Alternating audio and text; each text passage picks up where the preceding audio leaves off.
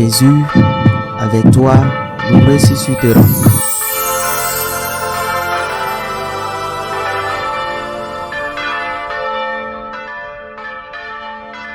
Le premier jour de la semaine, à la pointe de l'aurore, les femmes se rendirent au tombeau portant les aromates qu'elles avaient préparés.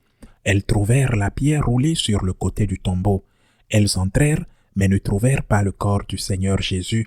Alors qu'elles étaient désemparées, voici que deux hommes se tinrent devant elles en habits éblouissants. Saisies de crainte, elles gardaient leur visage incliné vers le sol. Ils leur dirent, « Pourquoi cherchez-vous le vivant parmi les morts? Il n'est pas ici. Il est ressuscité. Rappelez-vous ce qu'il vous a dit quand il était encore en Galilée. Il faut que le Fils de l'homme soit livré aux mains des pécheurs, qu'il soit crucifié et que le troisième jour il ressuscite. » Alors elles se rappelèrent les paroles qu'il avait dites. Revenues du tombeau, elles rapportèrent tout cela aux 11 et à tous les autres. C'étaient Marie-Madeleine, Jeanne et Marie mère de Jacques. Les autres femmes qui les accompagnaient disaient la même chose aux apôtres. Mais ces propos leur semblaient délirants et ils ne les croyaient pas. Alors Pierre se leva et courut au tombeau, mais en se penchant, il vit les linges et eux seuls. Il s'en retourna chez lui, tout étonné de ce qui était arrivé. Acclamons la parole de Dieu. Joyeux Pâques, le Christ est ressuscité. Tout d'abord, je tiens à souligner que je célèbre la veillée pascale et que la lecture est la lecture de la veillée pascale. Je dis cela parce que je suis sûr que quelqu'un dira que cette prière ou cet évangile n'est pas la même que celui de ma paroisse. Et il a raison de se poser cette question. Mais je précise que c'est l'évangile de la veillée pascale. Comment célébrer Pâques? Pourquoi ne pas réfléchir à la manière dont la Vierge Marie l'a célébré? Nous courons le risque de faire des choses qui sont bonnes et vraies, mais qui sont aussi des idées. Nous ne pouvons pas célébrer Pâques correctement si nous ne le faisons pas avec le cœur avec lequel la Vierge l'a célébré, ou Marie-Madeleine, ou Jean l'Évangéliste, ou le reste de ces femmes qui ont vu le tombeau vide, puis le Christ ressuscité, ou le reste des apôtres, c'est-à-dire que l'essence de Pâques est que quelqu'un que nous aimons beaucoup et que nous adorons. Les deux choses, nous l'aimons comme homme et comme Dieu, nous l'adorons comme Dieu et vrai homme. Ce quelqu'un était mort, ils l'ont vraiment tué et il est ressuscité. Il y a beaucoup de conséquences, je vais les dire maintenant, mais c'est le plus important. Si nous oublions que nous avons affaire non seulement à un homme, mais à Dieu, nous laissons quelque chose de très important de côté. Et nous laissons quelque chose d'important de côté pour nous concentrer sur les conséquences. C'est comme quelqu'un qui épouse une femme. Et les conséquences étaient que cette personne soit riche. Ici, ce qui compte, c'est avec qui vous vous mariez. Ce n'est pas l'argent. Ce n'est pas la quantité d'argent qui sont à la banque. Les conséquences sont extraordinaires. Je vais les voir maintenant. Mais le plus important pour moi, pour Marie, pour Marie-Madeleine, pour Saint-Jean, pour ceux qui étaient là au pied de la croix, face à face, le plus important, c'est que le Christ soit vivant. Notre amour, notre Seigneur, notre Maître, notre Dieu est vivant. Si cela ne vous remplit pas de joie, c'est parce que vous ne l'aimez pas. Si cela ne nous remplit pas de joie, c'est parce que nous ne l'aimons pas, ou que nous ne l'aimons pas beaucoup. Et s'il n'y avait pas d'autres conséquences que cela suffirait à nous remplir de joie. Imaginez si on dit à un père ou à une mère, « Votre fils a eu un accident, il est à l'hôpital. » Ils sont effrayés, ils deviennent nerveux. Quand ils arrivent à l'hôpital, le médecin ou le chirurgien sort et dit, « Nous n'avons rien pu faire, il est mort. » Immédiatement, ils se mettent à pleurer. Leur fils est mort. Le médecin leur rassure. En effet, il est mort. Et pourtant, dans le cas de l'exemple que je donne, évidemment, ce ne sera pas 3 jours, mais un bon moment. Ils sont là à attendre, à organiser les papiers, à préparer le funérail, le transfert du corps. Tout cela, les dévaste. Et à ce moment-là, une infirmière sort en criant, en hurlant et en disant « Il est vivant, il est vivant !» Il y eut une grande douleur. Ils ont pleuré la mort de leur fils, qui était vraiment mort. Mais cette joie est proportionnelle et même plus grande que la douleur qu'ils ont subie. Si nous ne comprenons pas cela, c'est parce que nous ne comprenons pas que Jésus est une personne, pas quelque chose, pas un drapeau, pas une idée, pas une conséquence. Il est quelqu'un. Le Christ est vivant. L'amour de ma vie est vivant. Mon Sauveur est vivant. Le Fils de Marie est vivant. Et pour moi, la joie, qui est loin d'être ce qu'elle devrait être, mais pour moi, la joie devrait être aussi semblable que possible à la joie que la Vierge Marie a eue quand il commençait à peine à faire jour. Il lui est apparu dans la maison où elle était hébergée et l'a serré dans ses bras, une étreinte qui leur a semblé courte, à tous les deux. Même si elle a sûrement duré un bon moment, bien sûr, ce n'est pas dit dans l'Évangile, mais Saint Jean-Paul II l'a dit, que la première apparition secrète était à la Sainte Vierge Marie, après la résurrection du Christ. Comment aurait-il pu être autrement? Mais pour la Vierge, cette apparition, cette étreinte fut un immense motif de joie. Mais ce ne fut pas une surprise. Ce fut une surprise pour les autres. Pour Marie-Madeleine, pour les apôtres, ce fut une surprise. Parce qu'ils avaient perdu la foi. Mais Marie ne l'avait pas perdue. Au milieu d'une immense douleur, cependant, elle gardait toujours la foi dans la promesse de son Fils. Et en citant encore Saint Jean-Paul II, j'ai commencé le Triduum pascal le jeudi saint avec ces deux idées qu'il nous a demandé à nous les prêtres de ne jamais oublier. Et je le rappelle, vous devez donner des certitudes. Les gens ont beaucoup de problèmes. Quand quelqu'un souffre, les doutes arrivent. C'est inévitable. Vous n'êtes pas là pour donner les doutes. Vous êtes là pour donner des certitudes aux gens. Ils en ont besoin. Ne semez pas le doute, donnez des certitudes.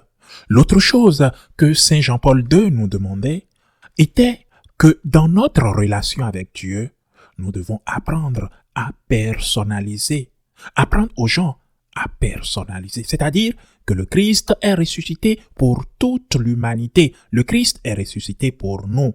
Et c'est vrai, mais le Christ consacre le pain et le vin, meurt sur la croix, ressuscite pour nous, pour moi. Les coups de fouet qu'il a subis étaient pour moi, pour vous également, pour nous tous. Oui, pour nous. Ce soir, je voudrais me rappeler encore une fois de cela. Des certitudes. Il y a vie éternelle. Le Christ est ressuscité. Je n'ai aucun doute, absolument aucun doute de l'existence d'Isabelle la catholique. Je n'ai pas vécu à l'époque d'Isabelle la catholique.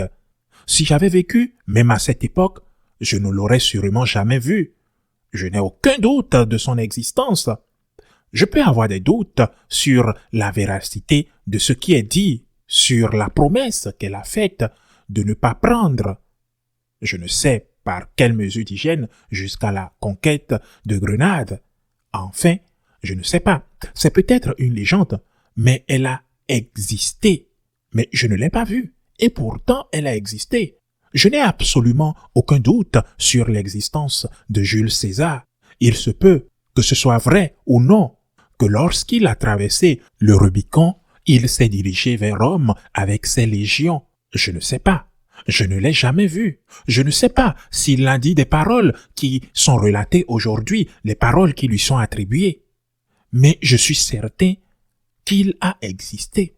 Et pourquoi, si nous n'avons aucun doute de l'existence de Jules César, que nous n'avons jamais vu à cette époque, ni de Isabelle la catholique, ni de Alexandre le Grand, ni des personnages récents ou plus anciens de notre histoire, pourquoi aurions-nous des doutes sur Jésus-Christ, sur son existence, sa mort et sa résurrection?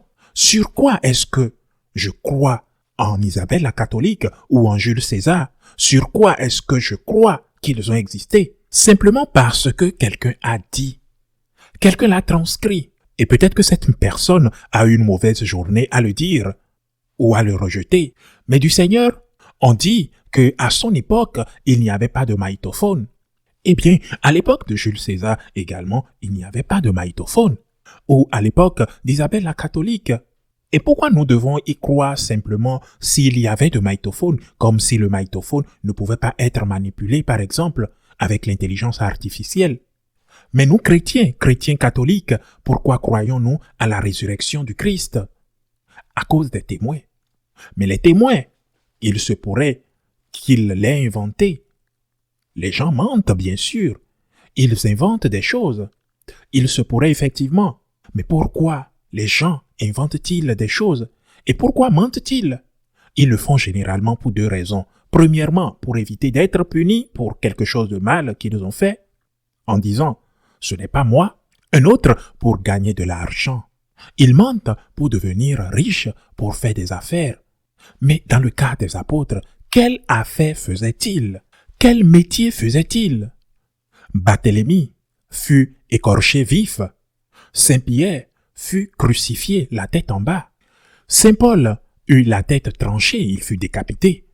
Saint Jean fut martyrisé, bien qu'il ne soit pas mort comme les autres. Et ainsi de suite, l'un après l'autre. Ils firent tous martyrisés, à l'exception de Saint Jean. Mais l'un après l'autre, que firent-ils? Quand ils vous mettent, par exemple, devant quelqu'un qui va vous torturer, vous ne continuez pas à entretenir le mensonge que vous dites si c'était vraiment du mensonge. Attendez une minute, attendez s'il vous plaît, calmez-vous, j'ai inventé tout cela. Ou nous l'avons inventé parce que nous voulions vivre de l'histoire. Nous avons créé cette histoire selon laquelle le Christ est ressuscité pour que nous puissions devenir les dirigeants d'une nouvelle religion et vivre merveilleusement avec les aumônes des croyants. Saint Paul a-t-il vécu merveilleusement?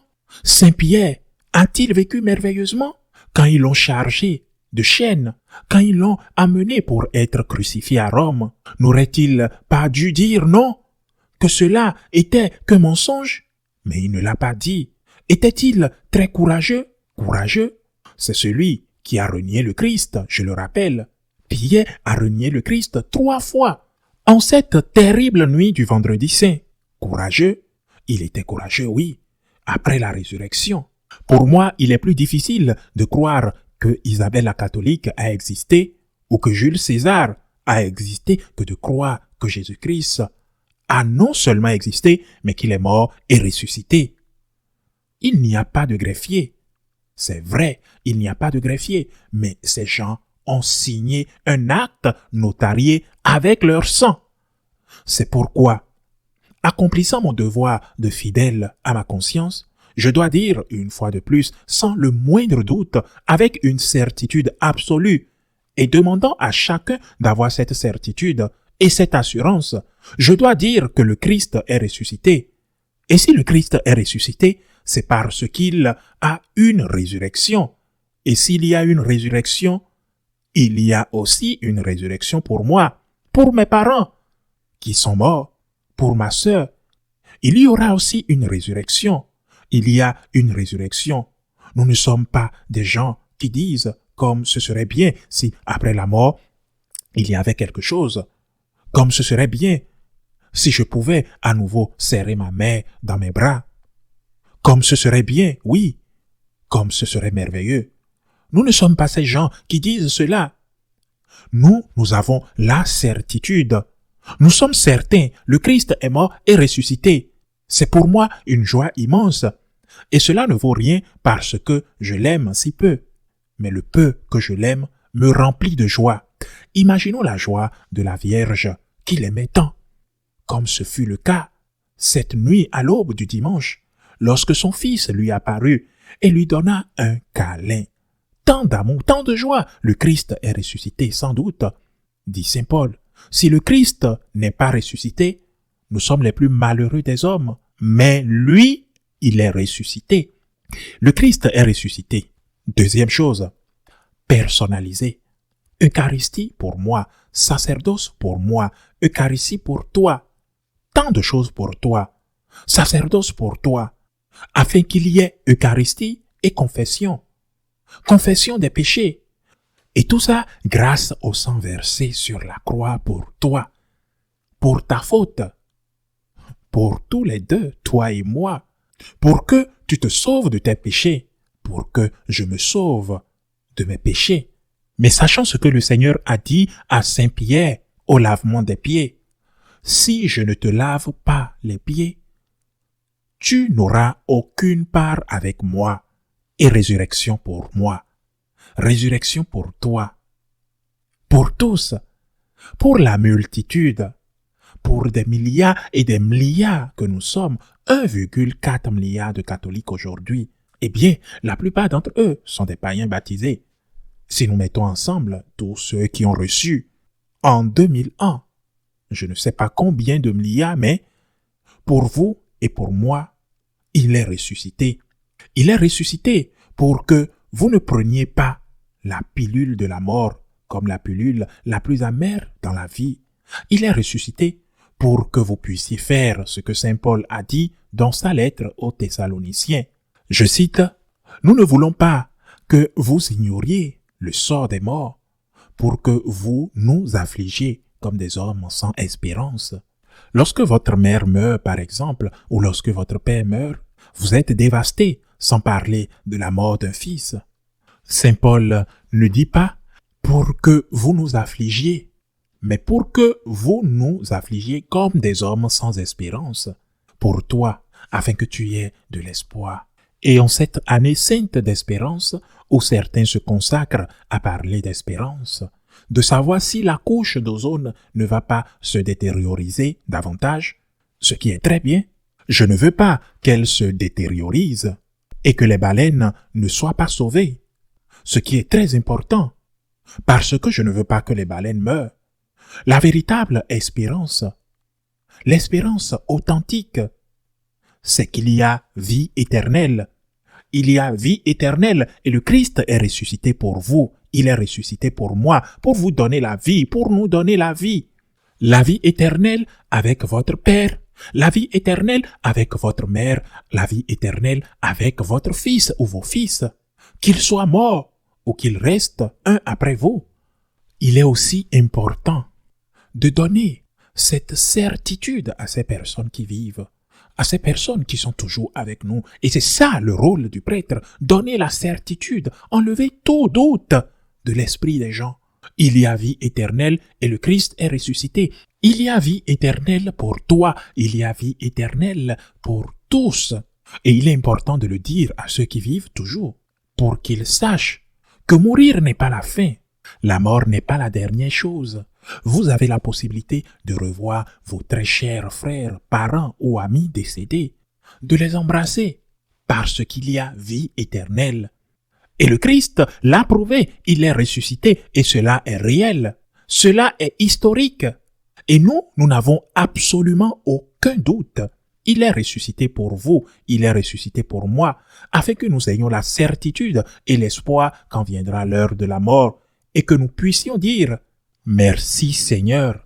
Et je me souviens de ces beaux vers de Martin Descalzo dans son livre, et d'ailleurs c'est son dernier livre, Le Testament de l'oiseau solitaire.